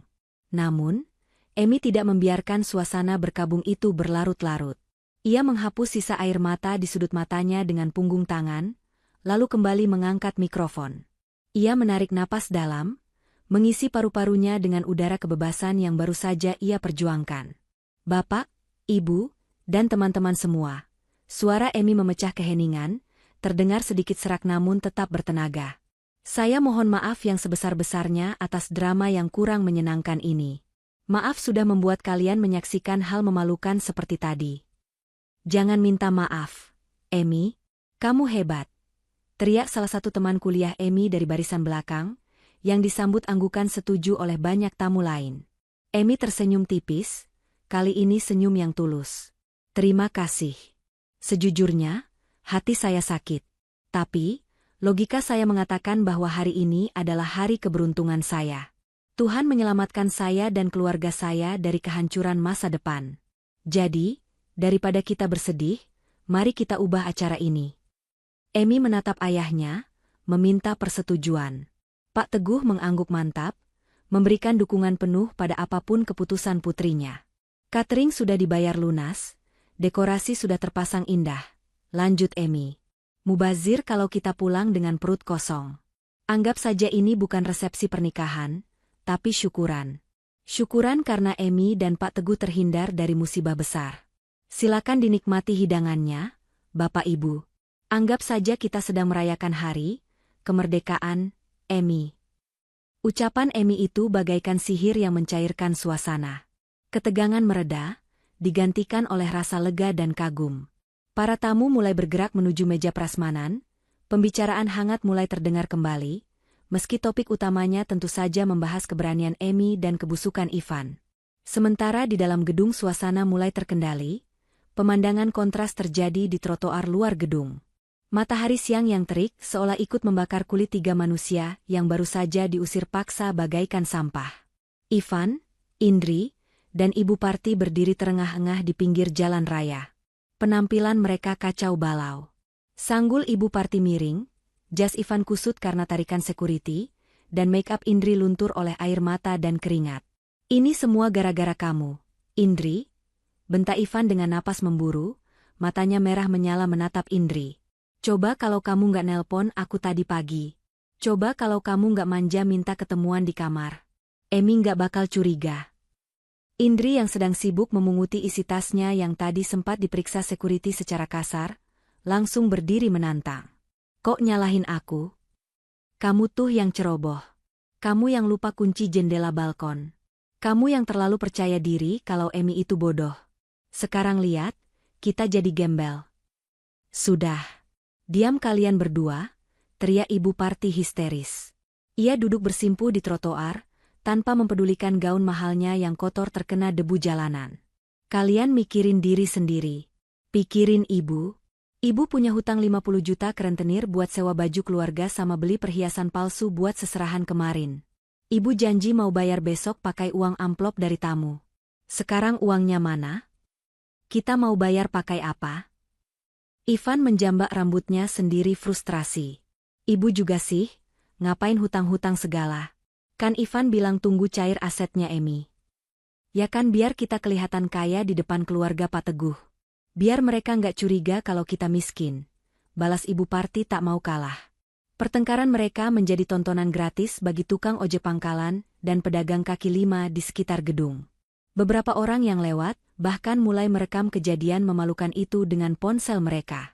Ivan yang menyadari kamera-kamera ponsel mengarah padanya, buru-buru menutupi wajahnya dengan jas. Ayo pergi dari sini. Malu diliatin orang. Ajak Ivan sambil menarik lengan ibunya kasar. Mau kemana? Kosan kamu kan kuncinya udah diambil sama orang kantor Pak Teguh tadi. Indri mengingatkan dengan suara panik. Ke neraka sekalian, umpat Ivan, lalu berjalan cepat meninggalkan area gedung, diikuti Ibu Parti yang terseok-seok dan Indri yang terus mengomel menyalahkan keadaan. Kembali ke dalam gedung, hukuman sosial yang direncanakan Amy mulai bekerja lebih cepat dari yang ia duga. Di era digital ini, berita sensasional menyebar lebih cepat daripada api membakar jerami.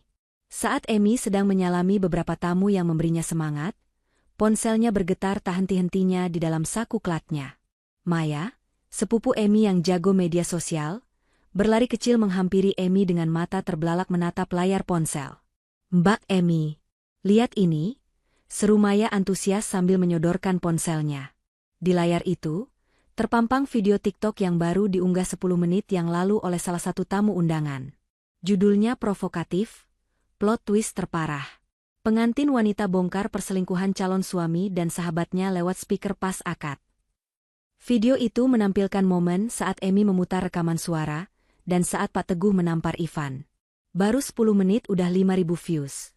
Mbak, kolom komentarnya penuh sumpah serapah buat Ivan sama Indri, lapor Maya. Emi mengambil ponsel itu, menggulir kolom komentar dengan cepat. Gila, merinding gue liat mbaknya tenang banget pas bongkar aib. Itu cowoknya mukanya tebel banget, udah ketahuan masih mau ngeles. Spill akun IG-nya dong, mau silaturahmi. Kawal sampai baju oren. Penipu kelas kakap. Sudut bibir Emi terangkat membentuk senyum puas. Ini yang ia inginkan. Bukan hanya membatalkan pernikahan, tapi memastikan wajah-wajah pengkhianat itu dikenal oleh seluruh negeri sebagai penipu. Dengan begini, tidak akan ada lagi wanita lain yang menjadi korban Ivan berikutnya, dan tidak ada lagi orang yang tertipu oleh wajah polos Indri. Pak Arman mendekat, membawa segelas air mineral untuk Emi. Kerja bagus, Bu Emi. Bukti rekaman asli sudah saya amankan di cloud storage. Tim IT kantor saya juga sudah memantau pergerakan di media sosial. Sepertinya netizen Indonesia akan melakukan tugasnya dengan sangat baik untuk memberi sanksi sosial sebelum hukum positif bertindak. Terima kasih, Pak Arman, jawab Emi lega. Tolong pastikan juga surat pemecatan Ivan diproses secepatnya. Saya tidak mau dia menginjakan kaki di kantor ayah lagi. Beres. Besok pagi dia sudah resmi jadi pengangguran, Pak Arman meyakinkan. Emi menatap sekeliling ruangan yang kini terasa lebih hangat. Ia melihat ayahnya sedang tertawa lepas berbincang dengan teman-teman lamanya, beban berat seolah terangkat dari pundak pria tua itu. Emi sadar, meski hatinya masih perih karena luka pengkhianatan, keputusan yang ia ambil hari ini adalah keputusan terbaik dalam hidupnya. Ia tidak kehilangan apa-apa. Justru, ia mendapatkan kembali harga dirinya, melindungi harta orang tuanya, dan yang terpenting, ia menemukan kekuatan baru dalam dirinya yang selama ini terpendam. Namun, drama belum benar-benar berakhir. Emi tahu, orang-orang seperti Ivan dan Ibu Parti yang terdesak hutang dan malu, bisa nekat melakukan apa saja. Dan benar saja, di tengah keriuhan pesta, syukuran, itu, ponsel Emi berdering. Sebuah nomor tidak dikenal muncul di layar. Dengan firasat yang kurang enak, Emi mengangkat telepon itu. Halo? Emi. Tolong ibu, nak, tolong. Suara Ibu Parti terdengar menjerit histeris dari seberang sana, diiringi suara bentakan kasar laki-laki asing. Mereka menahan ibu. Mereka minta uang sekarang juga. Ivan kabur ninggalin ibu. Tolong Emi, kamu kan kaya, tolong bayarin hutang ibu dulu, nanti ibu ganti. Emi terdiam sejenak, mencerna situasi. Ternyata debt collector atau rentenir yang disebutkan Ibu Parti tadi sudah bergerak cepat.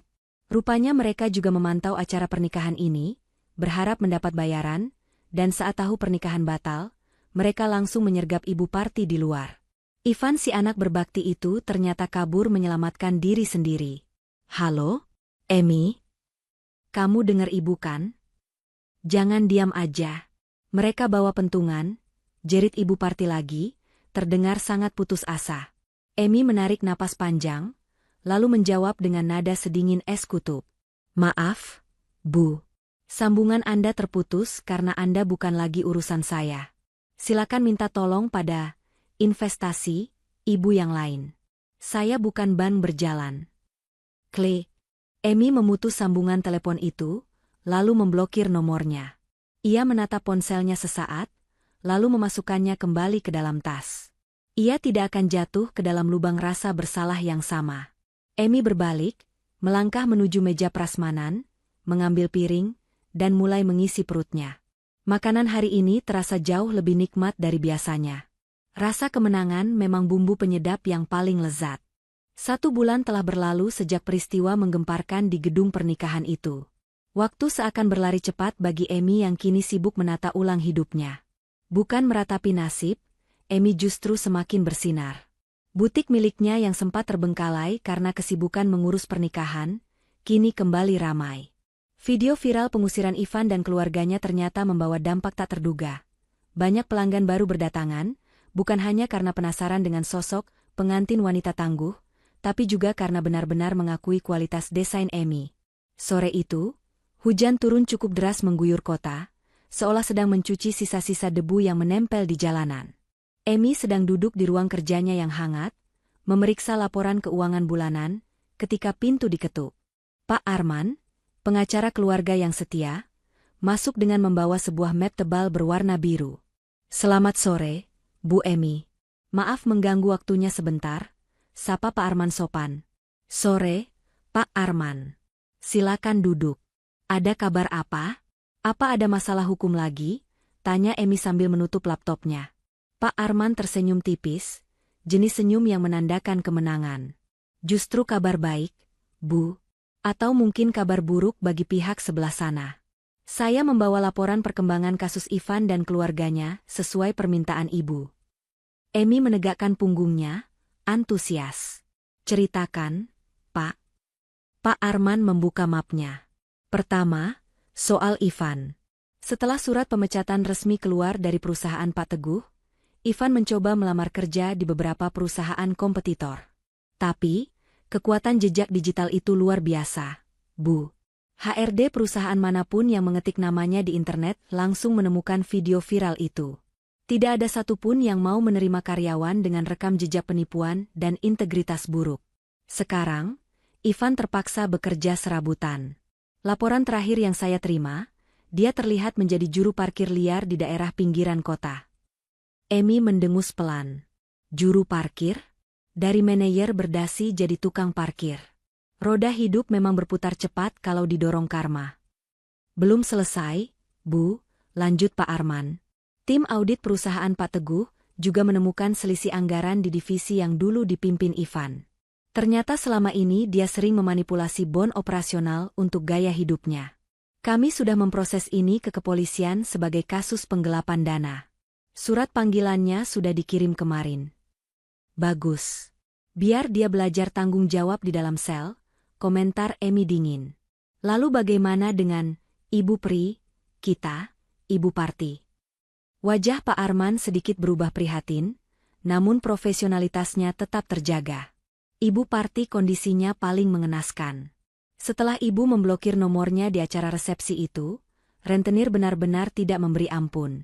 Mereka menyita semua barang berharga di rumah kontrakannya. Televisi, kulkas, bahkan perhiasan palsu yang dia beli untuk seserahan juga diambil paksa.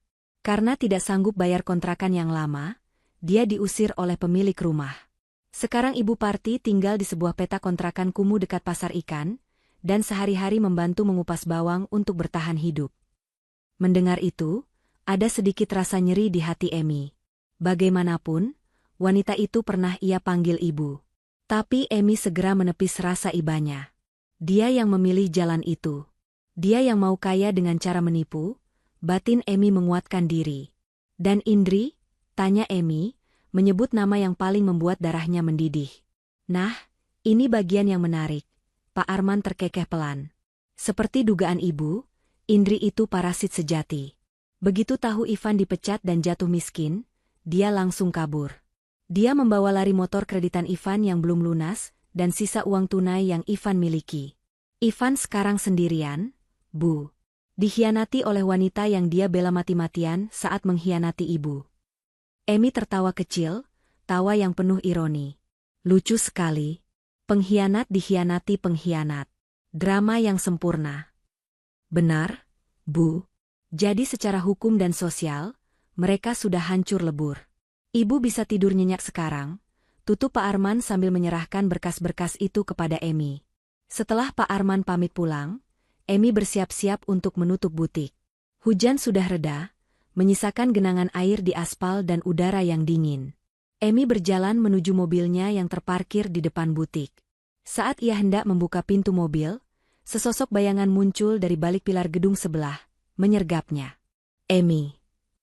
Suara parau yang menyedihkan memanggilnya. Amy terlonjak kaget dan mundur selangkah. Di hadapannya berdiri seorang pria kurus, wajahnya kusam ditumbuhi brewok yang tidak terawat, matanya cekung dengan lingkaran hitam yang dalam. Pakaiannya lusuh, kaos oblong yang kerahnya sudah melar dan celana jeans yang kotor. Bau apek menguar dari tubuhnya. Butuh beberapa detik bagi Amy untuk mengenali pria di depannya. Ivan. Mau apa kamu di sini? Tanya Amy tajam. Tangannya merogoh tas, bersiap mengambil semprotan merica yang kini selalu ia bawa. Ivan tidak agresif, dia justru terlihat putus asa. Dia berlutut di aspal yang basah, tepat di depan kaki Amy. Amy, tolong aku. Aku hancur, Amy. Aku nggak punya apa-apa lagi. Indri ninggalin aku, dia bawa kabur semuanya. Ibu sakit-sakitan di kontrakan, makan aja susah. Aku mohon, Amy, kasih aku kesempatan kedua. Atau seenggaknya, tolong cabut laporan polisi soal penggelapan uang itu. Aku nggak mau dipenjara. Amy menatap puncak kepala Ivan dengan tatapan datar. Dulu, pria ini berdiri gagah dan menatapnya dengan angkuh. Sekarang, dia bersujud seperti pengemis. Bangun, perintah Amy dingin.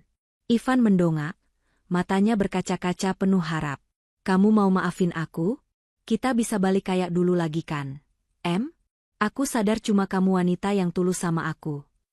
Aku bilang bangun, bukan berarti aku memaafkanmu. Potong Amy cepat. Aku cuma nggak mau kamu mengotori sepatuku.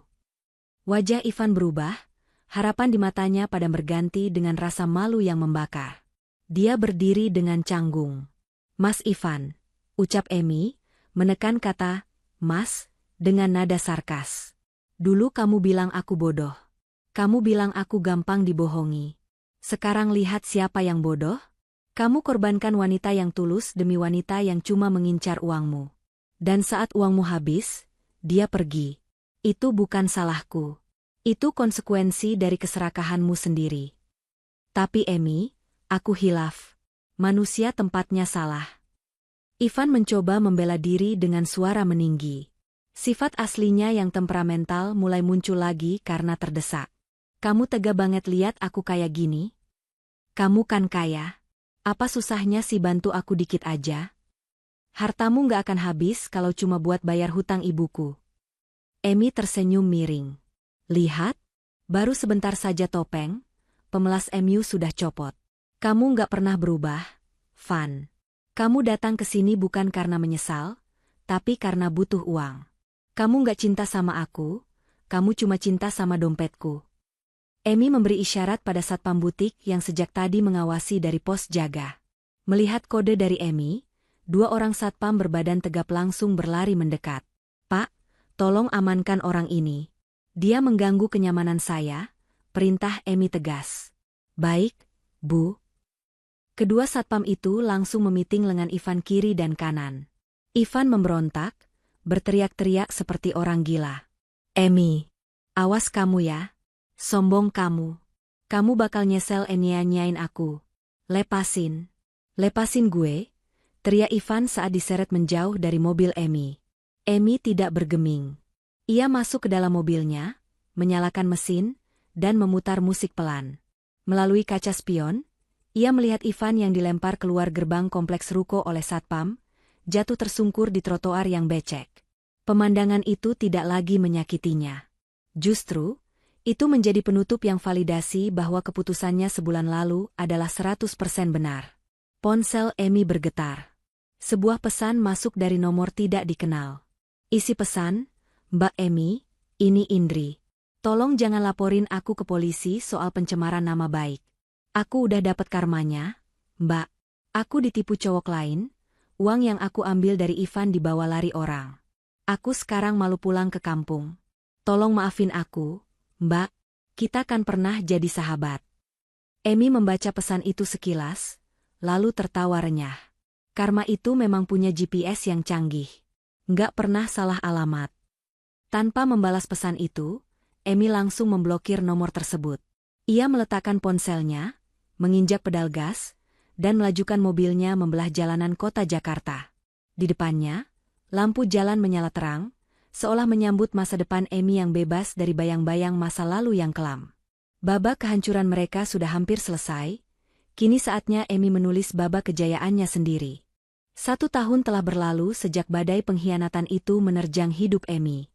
Namun, badai itu tidak menenggelamkannya, justru membawanya ke pulau harapan yang jauh lebih indah. Pagi ini, Sinar matahari menembus kaca jendela gedung perkantoran di kawasan Segitiga Emas Jakarta. Emi berdiri di sana, menatap hiruk-pikuk kota dari lantai 20. Ia bukan lagi Emi yang menangis di dalam lemari. Ia kini adalah CEO dari MES Signature, brand fashion yang berkembang pesat dan baru saja membuka cabang ketiganya. Penampilannya jauh lebih elegan, memancarkan aura wanita independen yang tak tersentuh. Pintu ruangannya terbuka. Pak Teguh masuk dengan wajah berseri-seri, membawa sebuket bunga mawar putih besar. "Selamat ulang tahun kebangkitan, Nak," ucap Pak Teguh hangat, menyerahkan bunga itu. Emi tersenyum haru, memeluk ayahnya. "Terima kasih, Yah. Kalau ingat setahun lalu, rasanya kayak mimpi buruk. Tapi kalau nggak ada kejadian itu, Emi nggak bakal sekuat ini."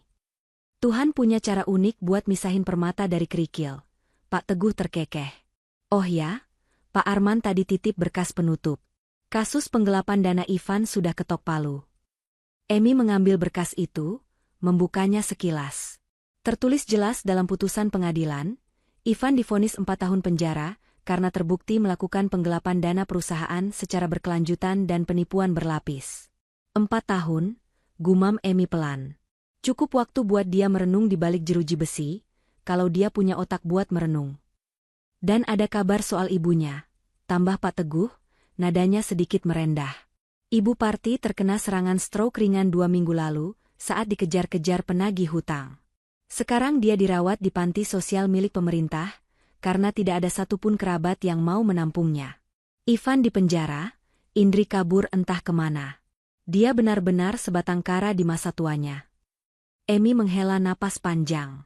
Ada rasa iba, namun ia tahu itu adalah buah yang ditanam ibu Parti sendiri.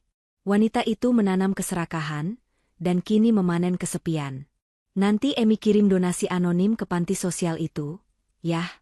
Bukan sebagai menantu, tapi sebagai sesama manusia. Biar pengurus panti yang atur keperluannya." Emi nggak mau ketemu langsung, putus Emi bijak. Ia sudah memaafkan demi ketenangan jiwanya sendiri, tapi ia tidak melupakan. Siang harinya, Emi pergi makan siang di sebuah restoran sederhana namun legendaris di pinggiran kota, tempat favoritnya dulu saat kuliah. Saat sedang menikmati soto ayam, matanya menangkap sosok pelayan wanita yang sedang membersihkan meja di sudut ruangan dengan gerakan kasar dan wajah masam. Pelayan itu memakai seragam kusam, rambutnya diikat asal-asalan, dan wajahnya terlihat lebih tua dari usianya. Saat pelayan itu menoleh karena dipanggil pelanggan lain, pandangan mereka bertemu. Pelayan itu membelalakan mata, piring kotor di tangannya nyaris jatuh. Itu Indri. Indri yang dulu selalu tampil modis dengan barang-barang branded, yang ternyata hasil memeras Ivan, kini berakhir menjadi pelayan warung makan. Wajahnya pucat saat melihat Emi yang duduk anggun dengan pakaian desainer, kontras sekali dengan keadaannya yang berantakan. Emi tidak memalingkan muka. Ia menatap Indri lurus-lurus, lalu tersenyum tipis, sangat tipis, dan mengangguk pelan sebagai tanda, "Aku melihatmu, dan aku tidak peduli." Indri yang merasa malu luar biasa, langsung menundukkan kepala, bergegas lari ke dapur belakang sambil menutupi wajahnya dengan nampan. Ia tidak sanggup menghadapi kenyataan betapa jauhnya nasib melempar mereka ke arah yang berlawanan. Emi kembali menyendok sotonya dengan tenang. Pertemuan tak sengaja itu menjadi penutup sempurna bagi kisah masa lalunya. Ia tidak merasa perlu melabrak atau menghina Indri lagi. Melihat Indri hidup dalam penyesalan dan rasa malu, setiap hari sudah menjadi hukuman terberat bagi wanita yang gila hormat seperti dia. Sorenya, Emi mampir ke sebuah panti asuhan. Ini adalah rutinitas barunya.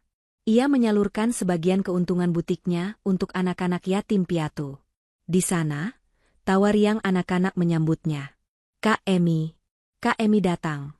Seru mereka berebutan memeluk Emi. Di tengah kehangatan itu, Emi merogoh tasnya. Ada sebuah surat kumal yang dikirim dari penjara seminggu lalu. Pengirimnya, Ivan. Emi belum membukanya. Ia tahu isinya pasti penuh manipulasi, permintaan maaf palsu, atau permohonan uang dengan dalih, "Kasihanilah mantanmu." Emi berjalan menuju tempat pembakaran sampah di halaman belakang panti. Tanpa ragu sedikitpun, ia melempar amplop surat yang masih segel itu ke dalam api yang menyala. Emi menatap kertas itu hangus perlahan, berubah menjadi abu hitam yang terbang terbawa angin. Selamat tinggal, Ivan. Selamat tinggal, masa lalu, bisik Emi. Emi mendongak menatap langit sore yang berwarna jingga keemasan. Hatinya terasa sangat ringan, seolah beban bertonton telah diangkat darinya. Ia tidak menikah dengan pria yang ia cintai setahun lalu. Tapi ia menikah dengan versi terbaik dirinya sendiri. Ia memiliki ayah yang hebat, karir yang cemerlang, dan hati yang damai. Emi berbalik, meninggalkan abu masa lalunya, dan berjalan kembali menuju anak-anak yang menunggunya dengan tawa tulus. Inilah kebahagiaan sejati. Bukan tentang memiliki suami kaya atau status sosial, tapi tentang memiliki harga diri, kebebasan, dan kemampuan untuk berdiri di atas kaki sendiri setelah dijatuhkan sekeras-kerasnya. Sang ratu telah kembali ke singgasananya, sementara para pengkhianat hanyalah debu di bawah telapak kakinya. Pesan moral, karma itu nyata. Perbuatan baik akan berbalas kebaikan, dan kejahatan akan berbalas kehancuran. Keserakahan Ivan, Indri, dan Ibu Parti pada akhirnya menjadi bumerang yang menghancurkan hidup mereka sendiri.